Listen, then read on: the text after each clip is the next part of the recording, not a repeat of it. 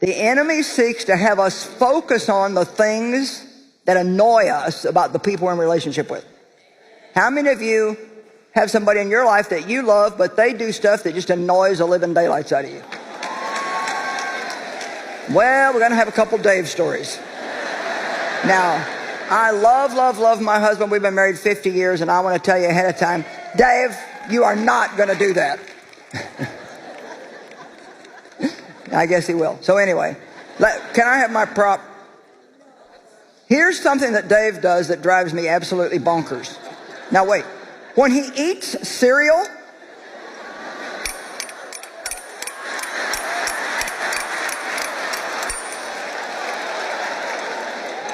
I am like, you have got to stinking be kidding. I mean, the cereal is not attached to the bottom of the bowl. I don't make noise when I eat cereal. It's a peaceful thing. The other day, he's down there with 2 dishes to bang together. The other day, and I'm not exaggerating, he was in the kitchen. I was all the way back in our bedroom, which is a little bit of distance, and I could hear the man banging the bowl. Oh. It annoys me. Here's another thing that he does. No.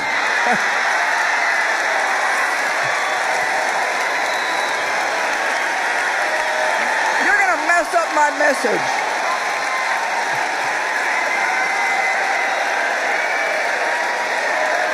You know what?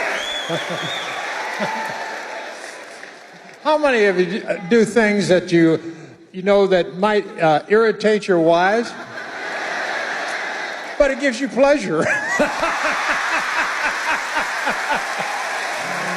The more it annoys her, the more I do it. The sad thing is that's true. He thinks it's funny. All right, here's another thing that he does, which I still don't get this. He puts lotion on his hands, and then he sits on the side of the bed and goes. One night I was almost asleep, and I look over and he's sitting there. And I'm like, what are you doing? He said, I'm drying the lotion on my hands. I said, well, you put them on for moisture, not so you dry them up. One more thing. I'm just trying to let you know you're not alone in your battles. One more thing is the man talks through every movie and TV show.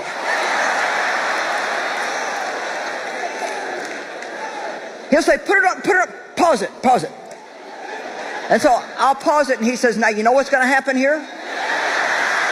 I'm like, no, and you don't either. We haven't seen it yet. Romans 15:1. We who are strong in our convictions and of robust faith ought to bear with the failings and the frailties and the tender scruples of the weak. We ought to help carry their doubts and qualms of others and not live to please ourselves. In other words, there's more about me that's annoying than there even is about him. It's just that we don't see what we do because we're so busy seeing what everybody else does.